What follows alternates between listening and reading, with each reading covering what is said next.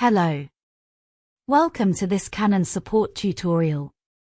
In this video tutorial, we will show you how to find, download, and install the Canon print application onto your Android device.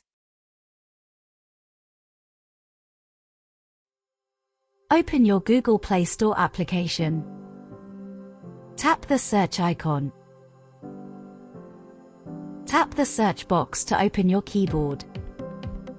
Type in Canon Print. Tap the magnifying glass icon to find the application. Ensure that the app has been created by Canon Inc. Tap the install icon. The Canon Print application will now be downloaded and installed onto your Android device. Tap the open icon. Review the license agreement, then tap on Agree if you wish to continue and use the application. Review the permissions instructions and tap OK. Tap while using the app. The print application will need access to your photos and media. Tap Allow. You can now add your printer to the print application.